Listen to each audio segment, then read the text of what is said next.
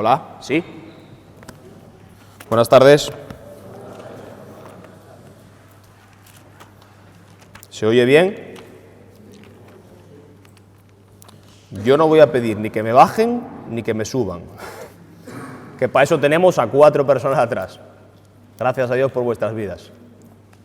Bueno, pues es un gusto estar aquí al frente y también una tremenda responsabilidad, ¿no?, de poder hablar lo que entendemos que es la verdad de Dios, y de esta manera tan preciosa, ¿no?, como es el texto que nos toca hablar. Y bueno, ya es la tercera sesión en la que estamos tratando con el Evangelio de Mateo, y cuando comenzamos con este plan o con este propósito de los lunes ocupar nuestro estudio focalizado o centrado en el libro de Mateo de esta manera, ¿no?, viéndolo desde el comienzo hasta el final, pues a mí personalmente me causó una gran expectativa, ¿no?, porque este tipo de predicación donde podemos comprender o podemos abarcar un libro entero sin saltarnos ningún pasaje, pues es un tipo de predicación que a mí personalmente me gusta, ¿no? Porque vamos a, como iremos viendo, como ya hemos visto en estas 2 pequeñas sesiones que hemos tenido, vamos a ver cómo la Iglesia está llamada a predicar todo el consejo de Dios, toda la verdad de Dios. Y toda la verdad de Dios se contiene en este libro sin excepción de ningún pasaje, ¿no? Entonces, personalmente me motiva bastante, ¿no? Hoy vamos a estar hablando en el capítulo 1 de Mateo. El otro día terminó Manolo con el versículo 17, con ese primer contexto que tiene que ver con la genealogía, con la ascendencia, vamos a decir, humana de Jesús, los antepasados, esa cantidad de nombres que él nos fue hablando, resumidos o concentrados en 3 secciones de 14, que Mateo aquí diseña la genealogía, que si lees la genealogía de Lucas, pues es una genealogía aparentemente diferente, pero es porque Mateo, pues como nos explicaron, se centra en algunas verdades, ¿no?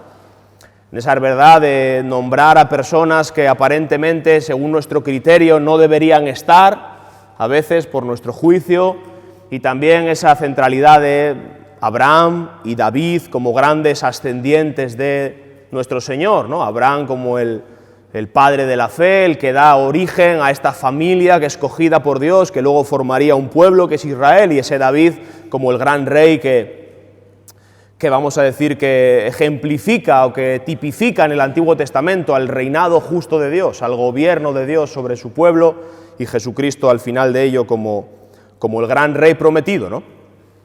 Pues hoy vamos a hablar de otra genealogía, porque la palabra utilizada en el versículo 1, libro de la genealogía de Jesucristo, y la palabra utilizada en el 18, el nacimiento de Jesucristo, en el lenguaje original es la misma palabra. Es la palabra griega Génesis, que lo tenemos en el primer libro de la Biblia, Génesis, que significa principio, origen, comienzo, genealogía o nacimiento. Es el comienzo de algo. Y entonces nos han explicado en el versículo 1 al 17, esa genealogía, esa ascendencia humana de Jesús. Y ahora vamos a tener del versículo 18 al versículo 25, que hoy trataremos de hablar de ello, pues tenemos aquí la genealogía, el nacimiento, el origen divino de nuestro Señor, ¿no? Y yo, para hacerlo sencillo, es un texto, ya no solo el texto este de Mateo, sino la verdad de la encarnación de nuestro Señor, del nacimiento de Jesús. Es un tema muy amplio, y es un tema que la Iglesia ha defendido como un nacimiento virginal, o sea, fue una virgen de verdad, una mujer que no había tenido relaciones sexuales, la que concibió en su seno al Hijo Eterno de Dios, y una doctrina también como es la encarnación, o sea, que el Dios eterno, el creador de todo, aquel que es el principio y que es el final, vino y asumió en él una naturaleza humana. Estas son dos verdades que hoy son puestas en duda, que hoy son muy atacadas, dentro incluso de los círculos evangélicos, pero que nosotros como Iglesia creemos y que nosotros como Iglesia predicamos y defendemos. Jesucristo fue así su nacimiento. Nos dice el versículo 18, para cubrir la lectura, el nacimiento de Jesucristo fue como sigue. Estando su madre María comprometida para casarse con José, antes de que se llevara a cabo el matrimonio, se halló que había concebido por obra del Espíritu Santo. Entonces José, su marido, siendo un hombre justo y no queriendo denunciarla públicamente, quiso abandonarla en secreto. Pero mientras pensaba en esto, se le apareció en sueños un ángel del Señor diciendo: José, hijo de David, no temas recibir a María tu mujer, porque el niño que se ha engendrado en ella es del Espíritu Santo. Y dará a luz un hijo, y le pondrás por nombre Jesús, porque él salvará a su pueblo de sus pecados. Todo esto sucedió para que se cumpliera lo que el Señor había hablado por medio del profeta, diciendo: He aquí, la Virgen concebirá y dará a luz un hijo, y le pondrán por nombre Emmanuel, que traducido significa Dios con nosotros. Cuando José despertó del sueño, hizo como el ángel del Señor le había mandado, y tomó consigo a María como su mujer, y la conservó virgen hasta que dio a luz a un hijo, y le puso por nombre Jesús. Como decimos, un nacimiento, una génesis, un comienzo, que en este texto nos apunta a un comienzo con una ascendencia divina. Es el Hijo de Dios el que viene a nacer, el que viene a tomar una forma humana en este nacimiento, en esta concepción virginal. Mateo, como nos explicaron también en la introducción, es un evangelio de escritura tardía dentro de los 4 evangelios, ¿no? Se cree que es el tercero en escribirse, allá por entre el 60 y el 80 después de Cristo. Y Mateo, y una de las grandes acusaciones que la fe cristiana, o de las grandes críticas o ataques que la fe cristiana ha sufrido desde sus comienzos, es que la concepción virginal de Jesús, que el nacimiento de una virgen, y mucho más, que el Dios eterno se ha hecho hombre en la persona de Jesús, que esto era un cuento, ¿no? Que esto es una fábula, que nunca nadie, porque evidentemente biológicamente es imposible que una virgen, que una mujer solamente poniendo los órganos femeninos sexuales ponga ella, y sin la introducción de un hombre, sin el trabajo de la biología, ocurra un nacimiento. Evidentemente, no hace falta que nadie nos enseñe de que para que tú y yo estemos aquí, hizo falta una mamá, y también hizo falta un papá, ¿no? Un hombre que pusiera su semilla dentro de nosotros, ¿no? Pero para el que el nacimiento de Jesús se diera, solamente hizo falta en el aspecto humano la función de la mujer. Y esto tiene un motivo, ¿no? Vamos a ir al Génesis, en el capítulo 5, un poco viendo, atendiendo esta pregunta, ¿no?, que quizás nos podamos hacer. ¿Cómo que una virgen concebió? ¿Cómo que una virgen dio a luz a un niño? La pregunta que la lógica humana, como os digo, se ha hecho desde los comienzos, ¿no? Yo tengo aquí apuntadas una serie de ataques que ya en la época donde Mateo escribe el Evangelio, la fe cristiana, la Iglesia, estaba recibiendo acerca de esta supuesta, como ellos decían, virginidad de María, esta supuesta concepción virginal, ¿no? En el propio Talmud, el Talmud, no sé si lo sabemos, pero el Talmud, a grosso modo, es un libro de grandísima referencia para los judíos aún hoy en día, y contiene la tradición oral y la interpretación que todos los rabinos, ya desde el siglo III a.C. hasta nuestros días, el Talmud normalmente se cierra en el siglo V, pero todos los rabinos, por así decirlo, los líderes religiosos de Israel, aquellas personas que interpretaban, los que aquí vemos como intérpretes de la ley, fariseos y saduceos, expertos en la Torá, lo que ellos interpretaban de la ley, pues se lo transmitían oralmente en las sinagogas, pero llegó un momento en que eso fue necesario ponerlo por escrito para, vamos a decir, solidificar la doctrina judía, la doctrina de Israel. Pues en el Talmud, en el mismo Talmud, ya en el primer siglo se levantaron algunos rabinos que declararon que Jesucristo nació como un bastardo, que este supuesto rabino de Nazaret, que luego fue Jesús, que realmente su concepción no había sido virginal, sino que algunos especularon en que un soldado romano, un tal Panteras, se había acostado o violado a María, y de ahí había salido este niño que ningún padre biológico le reclamó. Otros acusaban como que esto había sido una fábula judía, un cuento, un cuento histórico que se había transmitido con el fin de que se cumpliera esa profecía, un tanto incierta para algunos, que nos lee aquí Mateo, de que la Virgen concebirá y dará a luz un hijo. Había una serie de personas, sobre todo los círculos judíos, que estaban atacando frontalmente la figura de Jesucristo como el Dios eterno hecho hombre y viniendo a nacer en el vientre de una virgen.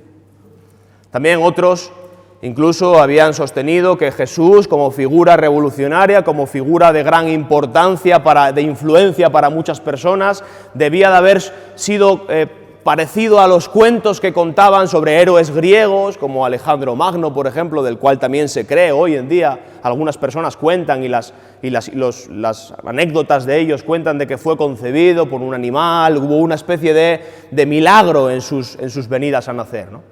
Entonces Mateo estaba confrontando todos estos ataques que luego la historia ha sufrido y hoy en día sufre, quizás hoy de mano no tanto de los judíos, pero sí de teólogos evangélicos de corte liberal, que hoy en día piensan que los milagros en la Biblia no son verdad, sino que son ilustraciones que contienen detrás una enseñanza moral, una paradoja, ¿no? ¿Cómo se dice al final de los cuentos? Una moraleja. Que los milagros que tenemos en la Biblia, entre ellos, evidentemente, la encarnación de Cristo y la resurrección entre los muertos, no son verdad, sino que son un cuento que simplemente nos enseñan una moraleja, que nos enseña un aspecto moral, de que está bien, que está mal, una enseñanza práctica. Pero la Iglesia ha creído, y cree hoy, que Jesús fue concebido virginalmente, y que Jesús no es ni más ni menos que el Hijo eterno de Dios, que tomó un cuerpo humano. Y esto sucedió en esto que estamos leyendo. Entonces, acerca de la pregunta que puede suscitarse a nosotros de por qué es necesario, o por qué fue necesario, que el nacimiento de Jesús se diera de esta manera diferente al resto de nacimientos, de los 80.000 millones de personas que se calculan que han vivido desde el comienzo hasta hoy. ¿Por qué el único nacimiento que tuvo que ser virginal fue el nacimiento de Jesús? ¿No? Vamos a ir aquí a Génesis 5 un poco leyendo. Perdonar, lo que pasa es que es un texto con mucha enseñanza, tenemos poco tiempo y voy a intentar ser claro y explicar, darle una respuesta, que yo la he dividido en 3 partes, a esta pregunta de por qué Cristo tenía que nacer de una virgen. Dice el versículo 1 del capítulo 5 del Génesis, nos empieza a hablar también de una genealogía, pero en este caso es la genealogía del primer hombre, o sea, la descendencia del primer hombre, aquella genealogía que comienza con Adán, el primero que fue creado. Dice aquí, este es el libro de las generaciones de Adán. El día que Dios creó al hombre, a semejanza de Dios lo hizo. Varón y hembra los creó, los bendijo y los llamó a Adán, que significa ser humano, hombre, en el día en que fueron creados. Cuando Adán, pero sabemos que entre la creación de Adán y Eva y este momento ocurrió algo importante que tiene que ver con la naturaleza del hombre.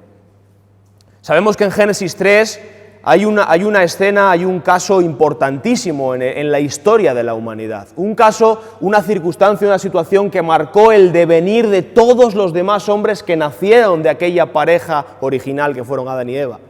Y fue un cambio de naturaleza. Sabemos que en Génesis 3 lo que ocurrió fue fue la entrada del pecado en el mundo, fue la caída del hombre.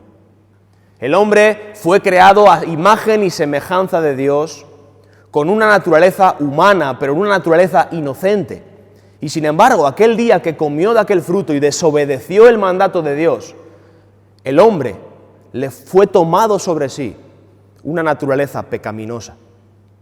Entonces vemos aquí que Dios creó al hombre a semejanza de Dios, pero vemos en el versículo 3 que cuando Adán había vivido 130 años, engendró un hijo a su semejanza, a su misma semejanza. Y así ha sido durante la generación de hijos, desde Adán hasta hoy. Cada padre y cada madre han engendrado a un hijo a su semejanza, y esa semejanza, esa su propia semejanza humana, lo que contiene es una naturaleza caída, una naturaleza pecaminosa. Pero Jesús, en nuestro primer punto, debía nacer de una virgen. Este niño que nació y que celebramos en la Navidad su venida, este niño, Jesucristo, debía nacer de una virgen en primer lugar para protegerle, para salvaguardarle de una naturaleza pecaminosa. 2 Corintios 5:21 nos habla de Jesús como aquel que ni siquiera conoció el pecado. Aquel que no conoció pecado, al que no conoció pecado, por nosotros le hizo pecado. Esta es la primera implicación también. Jesús nació de una virgen sin una influencia del hombre, porque la transmisión del pecado viene del hombre, del Padre al Hijo. Entonces la Virgen, que representa un vientre limpio, un vientre sin influencia sexual, simboliza pureza. Dios, el Espíritu Santo, puso su semilla en aquel vientre. Y este niño no heredó una naturaleza pecaminosa, sino que fue inocente, no conoció el pecado desde su comienzo. El segundo punto de por qué Cristo tenía que nacer de una virgen es que el Mesías, evidentemente, como ya se nos ha leído estos últimos días, debía de nacer de una virgen para así cumplir con la Escritura, así cumplir con la profecía. Aquí mismo en el texto de Mateo, si volvemos ahí, nos dice claramente, en estas referencias constantes que veremos del escritor Mateo haciendo una mención del Antiguo Testamento, vamos a ver constantemente cómo el evangelista Mateo, más que ningún otro, utiliza constantemente esta frase. Todo esto, versículo 22, todo esto sucedió para que se cumpliera lo que el Señor había hablado por medio del profeta, diciendo. Vamos a ver cómo se repite constantemente esto. Jesús es el cumplidor por excelencia de todas las promesas de Dios. Es más, en el Nuevo Testamento el apóstol Pablo nos dice que todas las promesas de Dios son en Él, sí, y son en Él, amén. Muchas de ellas ya las tenemos cumplidas en su persona, en su primera venida. Muchas otras esperamos su cumplimiento. Pero todas las promesas de Dios, todas las profecías, los anticipos del Antiguo Testamento y también del Nuevo, tienen un cumplimiento con el canal común, que es el Señor Jesucristo. Él es el cumplidor y el que posibilita el cumplimiento. Nos dice ahí, el Mesías tenía que nacer de una virgen para que se cumpliera la Escritura. He aquí, la virgen concebirá y dará a luz un hijo y le pondrán por nombre Emanuel. No sé si algunos tenéis la versión de las Américas, os vais a dar cuenta que ese texto viene en mayúsculas. Los textos en mayúsculas del Nuevo Testamento, en la versión de las Américas, hacen una referencia al Antiguo Testamento. Eso es una profecía que la tenemos en el capítulo 7 de Isaías, en el verso 14. Le pondrán por nombre Emanuel, que traducido es Dios con nosotros. Y esto nos lleva al tercer punto, y es que el Mesías, Jesucristo, debía nacer de una virgen para así poder ser el Dios hombre. Dios tenía que venir a este mundo, hacerse un hombre, y solo podía ser a través de una virgen, por lo que hemos estado hablando antes. En el vientre de María, con la concepción del Espíritu Santo, no hubo lugar al pecado. Es Dios el que vino a nacer. Y ahí vamos a ir al capítulo 9 de Isaías, también se nos leyó, pero son textos a los que es necesario acudir en este tema.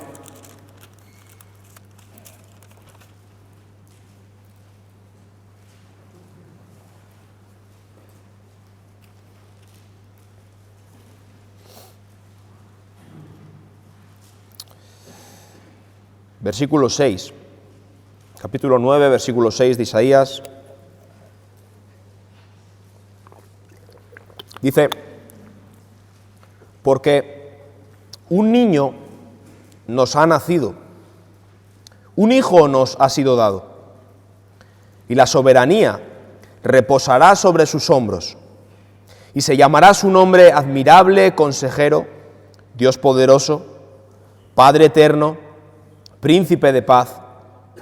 El aumento de su soberanía y de la paz no tendrán fin sobre el trono de David y sobre su reino, para afianzarlo y sostenerlo con el derecho y la justicia, desde entonces y para siempre. El celo del Señor de los ejércitos hará esto.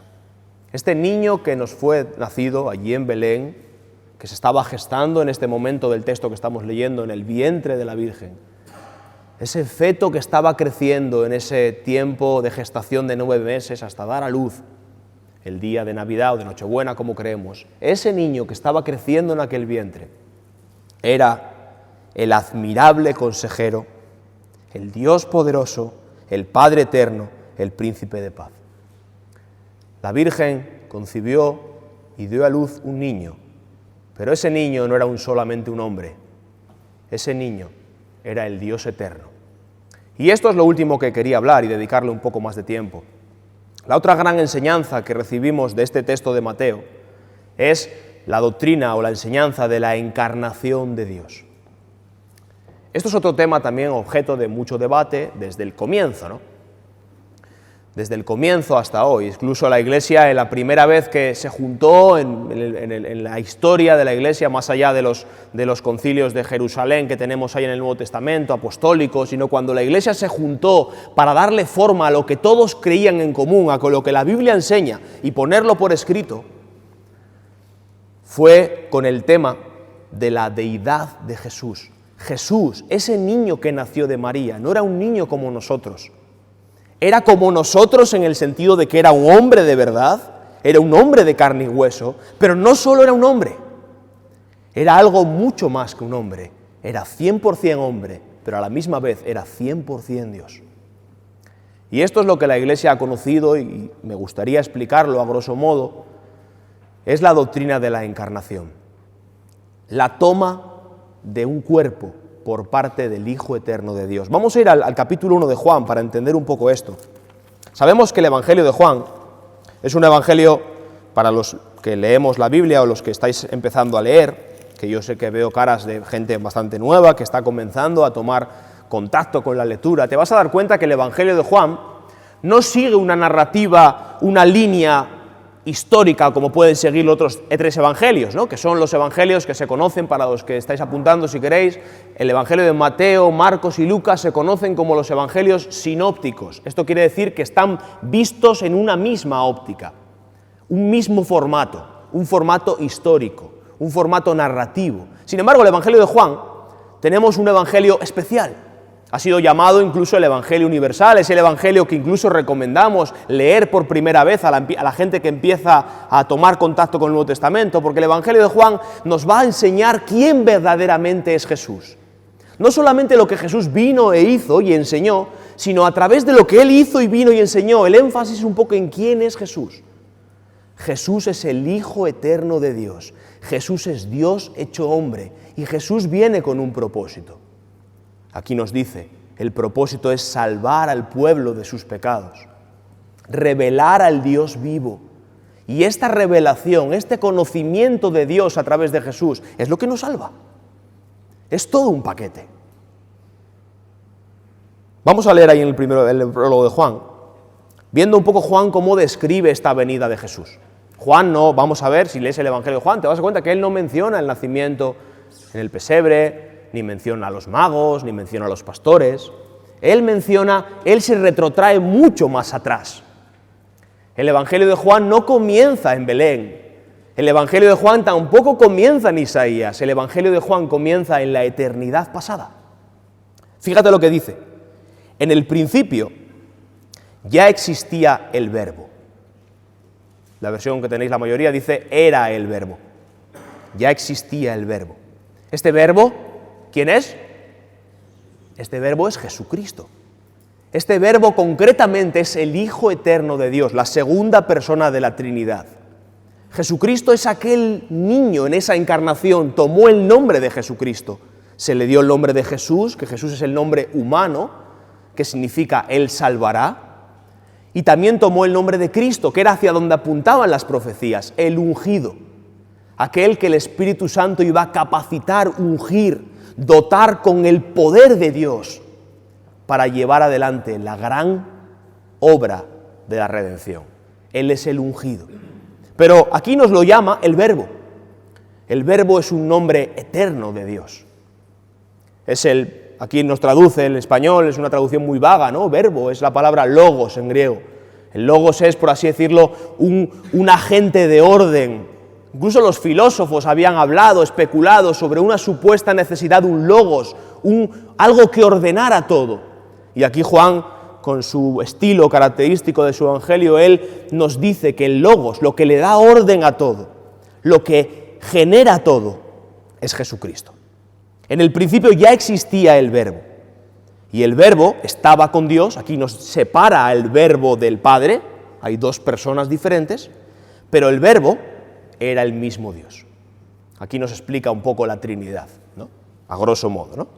En el principio, Él estaba con Dios, y todas las cosas por medio de Él fueron hechas, y sin Él nada de lo que ha sido hecho fue hecho. O sea, Jesús no solamente es el niño que nace en Belén. El niño que nace en Belén o el cigoto y después feto que se engendra en la barriga de María es el cuerpo, es la naturaleza humana que le fue dada al Hijo eterno de Dios. Nos lo dice esto en el versículo 14 con claridad. El Verbo, el que estaba en el principio con Dios, que era Dios, que fue el agente de la creación, aquel que sin Él nada fue hecho, el Verbo, nos dice el versículo 14, se hizo carne. Así de sencillo lo explica Juan. Lucas, Mateo y Marcos nos hablan de muchos detalles, cómo le fue anunciado. Juan aquí nos dice que el Verbo se hizo carne. Este es el anuncio de a María del ángel. El Espíritu Santo pondrá su simiente en ti y lo que nacerá de ti será el Hijo de Dios. Será Emmanuel, Dios con nosotros. El Verbo se hizo carne y habitó entre nosotros y vimos su gloria, la gloria como del unigénito del Padre.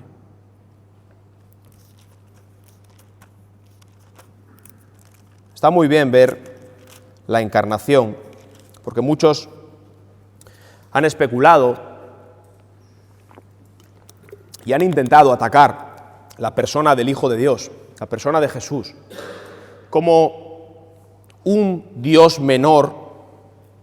Algunas sectas, no sé si alguien aquí proviene de los Testigos de Jehová o de los mormones, hemos tenido hace poco alguno con nosotros.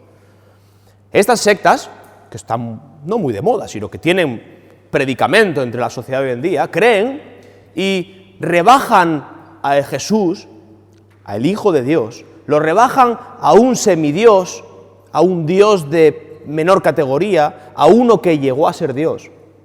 Pero está bien ver la doctrina de la encarnación, la verdad que estamos leyendo, cómo la Virgen concibió a un niño y ese niño nació, está a verlo como una suma, no como una resta. No es que el Dios eterno al hacerse hombre se restó sus poderes y dejó por un tiempo de ser Dios, sino que el Dios eterno, siempre siendo Dios, que es Jesús, tomó y asumió una naturaleza humana. Y la implicación práctica de esto, o la enseñanza que a mí me admira, y que me gustaría que vosotros os admirarais con este texto de Mateo, es verlo a la luz de lo que Pablo nos comenta sobre ello en el capítulo 2 de Filipenses. Y quiero terminar ahí y con esto dejarlo. En el capítulo 2 de Filipenses tenemos un texto que, gracias a Dios, aquí en esta iglesia se nos ha predicado por activa y por pasiva, se nos ha explicado muchas veces. Pero poder ver la parte práctica de esta encarnación de Jesús, de este nacimiento virginal, poder verlo como lo que fue, el acto de amor del Dios vivo y verdadero hacia nosotros. ¿Y cómo pudo amarnos? ¿Qué hizo Jesús? ¿Qué hizo, no Jesús, sino qué hizo el Verbo de Dios al venir al cuerpo de Jesús? ¿Qué es lo que hizo por nosotros? ¿Qué es lo que podemos entender aquí? ¿Y de qué podemos beneficiarnos? ¿Qué fue el motor de la obra de salvación de Jesús a nosotros? ¿Qué tuvo que hacer Él? Y que comenzó en Belén por nosotros. Lo que comenzó en Belén, lo que se ejecutó en Belén y comenzó a ejecutarse en Belén, fue el descenso de Dios. Fue la humillación del Hijo de Dios. Sabemos que Jesús, cuando andaba y caminaba y enseñaba, muchas veces Él hacía un despliegue de los poderes que solamente Él tenía.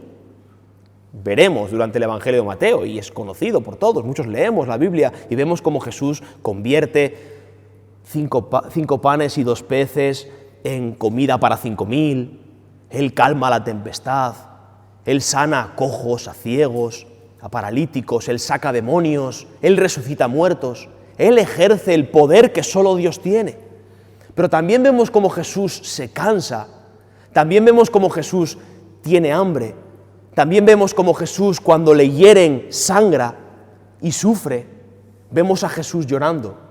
La persona del Hijo de Dios, entendida como comienzo aquí en el nacimiento de Belén, la persona del Cristo, de Jesucristo, el Dios hombre, es un acto constante de humildad. No olvidemos que, claro, esto es, cuando te pones a razonarlo y a intentar darle una cavidad mental, intelectual, estas son verdades que, como digo, hay que creerlas por fe. No tienen un sentido ni siquiera científico. Una virgen, solo concibió una virgen en toda la historia, y fue esta. No hubo más. Y una virgen que aprovecho para decir que, como nos dice el texto, dejó de ser virgen después que dio a luz a Jesús. Creo que es un tema también. Yo no sé, es que estaba pensando en cómo establecer el sermón y cómo poder darlo de comer de una manera sencilla y práctica, y estuve también tentado a hablar un poco sobre la figura de la Virgen María. Es una figura interesante para poder hablar de ella. Es una mujer que nos dice aquí bendita, ¿entre quiénes? Entre todas las mujeres. No es una mujer cualquiera. Es el ejemplo de mujer. Evidentemente, aquí no vamos a catolizar, ¿no? Y a decir aquí que es santa, digna de adoración, ni que ruega por nosotros, ni que es intercesora. Todo eso son, lo siento mucho si hay algún católico romano presente, todo eso son mentiras. Pero la Virgen María, su figura, es una figura de ejemplo para nosotros. Pero también hay que decir que la Virgen María dejó de ser virgen. El texto nos dice que el ángel le dice a José: José, no temas en tomar a tu mujer, esto es, consumar la boda, porque ellos, como sabemos, estaban ¿qué? Comprometidos. La boda judía se establece en 2 direcciones, en 2 actos importantes. Uno es el compromiso que los padres tomaban y que los futuros marido y mujer tomaban entre sí, firmaban, acordaban que iban a ser pareja para toda la vida. Pero había un tiempo de preparación hasta el día de la boda, pero legalmente ya eran marido y mujer. En ese tiempo estaban José y María cuando son anunciados que iban a ser ella madre y él padre, vamos a decir, de cuidado. Entonces el ángel le dice: José, no temas en recibirla. Lo que está dentro de ella es del Espíritu Santo. No temas en tomar a María, porque él dice que estaba pensando ¿en qué? En dejarla en secreto. Entonces, meditando en esto, dice que se acostó, se durmió, se le aparece el ángel en sueños y le dice: José, no temas en tomar a María, no temas en casarte con ella. Y dice que él la tomó, o sea, hicieron una boda, ella ya embarazada, hicieron una boda, se casaron, pero él la mantuvo virgen hasta el día en que Jesús nació. Y como sabemos, no hace falta que nos explique nadie, después de dar a luz, las mujeres tienen un tiempo prudencial, y al tiempo, José y María comenzaron a tener relaciones sexuales, y de ahí vinieron los hermanos de Jesús. Entonces María no es virgen siempre virgen. María fue la Virgen María en la concepción original, en la concepción virginal, ¿no? Bien, vamos a ir a Filipenses 2, ya para terminar, para ver esta verdad del nacimiento de Jesús como un acto de profunda humildad de nuestro Señor, un acto de amor, un acto de abnegación, un acto de profunda de un profundo compromiso del Hijo de Dios, del Verbo. Al hacerse carne, el Hijo de Dios estaba comprometiéndose para poder salvarnos. No hubiera sido posible nuestra salvación sin la concepción virginal. No hubiera sido posible nuestra salvación si Jesús no fuera Dios. Él tenía que ser Dios y tenía que nacer de una virgen. Dice aquí, versículo 5, que haya pues en ustedes esta actitud que hubo también en Cristo Jesús. Y de nuevo se retrotrae al tiempo antes de Belén, al tiempo antes de la Navidad, al tiempo antes de que María concibiera, el cual, aunque existía, aunque era en forma de Dios, no consideró el ser igual a Dios como algo a que aferrarse, sino que se despojó a sí mismo, tomando forma de siervo, haciéndose semejante a los hombres. Lo que vemos en el pesebre, lo que se consuma en aquel establo en Belén, es la humillación de Dios el Hijo. Una humillación que tiene por motivación el amor a ti y a mí. Cuando miras el pesebre, claro, nosotros cuando ponemos un pesebre lo ponemos muy bonito, pero un pesebre realmente sabemos lo que es, ¿no? Un pesebre es el recipiente donde se echa la alfalfa, la paja, el pienso, donde comen los animales. Es un sitio sucio, es un sitio maloliente.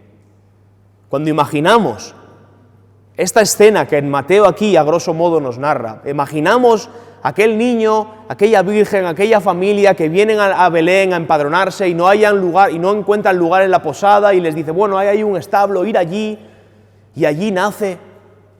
Cuando imaginamos eso, lo que tiene que venir a nuestra mente es esta verdad. El que estaba naciendo allí era Dios. El Dios eterno, el Dios 3 veces santo, el glorioso Hijo eterno de Dios, estaba humillándose. Ya comenzando su humillación, que luego consumaría en la cruz, Él estaba humillándose, condescendiendo por amor a nosotros. Esta verdad, cuando la meditas, si no te conmueves, plantéatelo. El Dios creador, hemos leído, el que estaba en el principio, el que por medio de Él fue creado todo y sin Él nada fue hecho. Ni las galaxias, ni las estrellas, ni las montañas, ni los océanos. Todo eso tiene como clic, como clave, la persona del Hijo de Dios. Ese Dios estaba tomando una forma humana, estaba asumiendo, añadiendo a su naturaleza, una naturaleza humana. Y esa naturaleza humana no solo se humilló, sino que esa humillación que comenzó en el pesebre, terminó en la cruz, tuvo una respuesta del cielo. Y esta fue, versículo 9, por lo cual Dios también lo exaltó hasta lo sumo y le confirió el nombre que es sobre todo nombre. Para que en el nombre ¿de quién? De Jesús. Llamará su nombre Jesús, San José. Él salvará a su pueblo de sus pecados. Pero ese nombre Jesús es un nombre humano. Es el nombre de la naturaleza humana del Hijo eterno de Dios, una naturaleza que hoy conserva. Y en esta humanidad que comenzó en Belén, en esa misma humanidad, Él está hoy en el trono. Él está hoy a la diestra. Pero su humillación ya fue suficiente. Hoy está exaltado. Hoy Jesús, el que fue niño en Belén, el que fue concebido virginalmente, hoy es el Rey de Reyes. Para que al nombre de Jesús se doble toda rodilla de los que están en el cielo y en la tierra y debajo de la tierra, y toda lengua confiesa que Jesucristo es Señor, para gloria de Dios el Padre. El nacimiento virginal tuvo un porqué, pero también tuvo un resultado. La encarnación del Hijo de Dios. Naturaleza humana y naturaleza divina, dos naturalezas, una sola persona, un misterio. Podríamos aquí explicar, decir muchas cosas, pero es un misterio. No hay nadie igual en todo el universo. No hay nadie como Jesús. No hay ninguno que tenga dos naturalezas en una misma persona. Los teólogos hablan de muchas cosas, han escrito cientos de libros sobre este tema. Esa unión que llaman hipostática, dos naturalezas, una sola persona, nadie lo puede explicar. Pero es el quid de la cuestión. No solo para la creación de todo, sino para la salvación de tu alma. Dios tenía que hacerse hombre. Sabes también, como último, y aquí termino, como último motivo por el cual Dios se hizo hombre. ¿Sabes cuál fue? Poder morir. Dios el Padre no muere. Espíritu Santo no muere. Dios el Hijo es el que muere. Misterio. Pero bendito misterio. El que no conoce pecado, por nosotros se hace pecado. Esto es en la cruz, donde el Hijo eterno de Dios, aquel que fue un niño primero en Belén, vino y nació de una virgen para poder morir en nuestro lugar, para poder hoy ofrecernos vida eterna en Él y solo en Él. Nos dice el apóstol Pedro que por cuanto solo hay un Dios y un mediador. El mediador debe ser Dios y hombre. Debe de poder morir y sufrir como un ser humano, pero también debe poder ser eterno y divino para poder morir en lugar de todos. Esto es lo que aprendemos en este texto. Y terminamos otra vez ahí en Mateo, y ya con esto despido.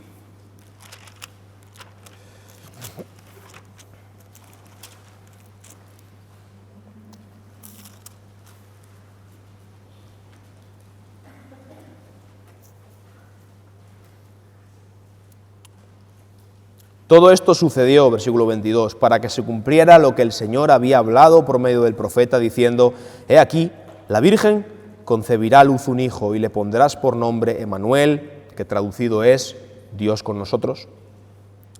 Cuando José despertó del sueño, hizo como el ángel del Señor le había mandado, y tomó consigo a María, su mujer, aquí está la boda, y la conservó virgen hasta que dio a luz a un hijo y le puso por nombre Jesús. Esta es la narrativa de Mateo. Es escueta, es corta, pero creo que era necesario dar la enseñanza clara de qué ocurrió en este pesebre, qué estaba ocurriendo en este sitio.